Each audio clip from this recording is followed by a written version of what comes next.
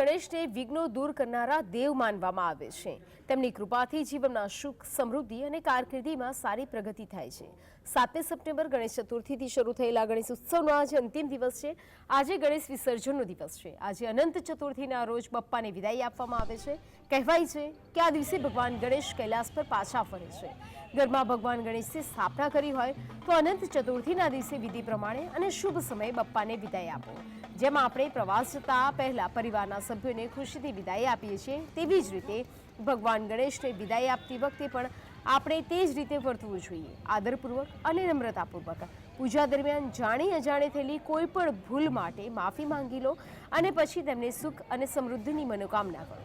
બપ્પાની વિદાયને નદી, તળાવમાં વિસર્જિત કરવાને બદલે તમે તેને ઘરે જ વિસર્જિત કરી શકો છો। તો નજર કરીએ કે કયા મુહૂર્તમાં બપ્પાને કેવી રીતે વિસર્જન કરી શકાય। તો શુભ મુહૂર્ત સવારે 9:11 થી બપોરે 1:47 સુધીનું છે। બપોરે 3:19 થી 4:51 જે શુભ મુહૂર્ત છે વિસર્જનનું। સાંજે 7:51 થી 9:19 પણ શુભ મુહૂર્ત આજે જોવા મળશે। રાત્રિએ 10:47 થી મધ્યરાત્રિ 3:12 સુધી આપ બપ્પાને વિદાય આપી શકો છો। તો હવે નજર કરીએ કે કઈ વિધિથી કેવી રીતે બપ્પાને વિસર્જિત કરી શકીએ। કુમકુમ, હળદર, મહેંદી, મોદક, ફૂલ વગેરે ચઢાવીને સૌથી પહેલા આરતી કરો। ગણપતિની મૂર્તિની સાઈઝને ધ્યાનમાં રાખી ડોલ, ટબમાં તેને સારી રીતે સ્વચ્છ કરો।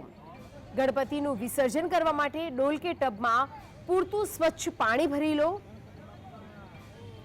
ત્યારબાદ બાપ્પાની મૂર્તિ સંપૂર્ણપણે પાણીમાં ઓગળી જાય તે રીતે પાણીને વાસણમાં નાખો। ત્યારબાદ બાપ્પાની મૂર્તિને માટીથી જમીનમાં છોડવા બીજ પણ વાવી શકાય છે।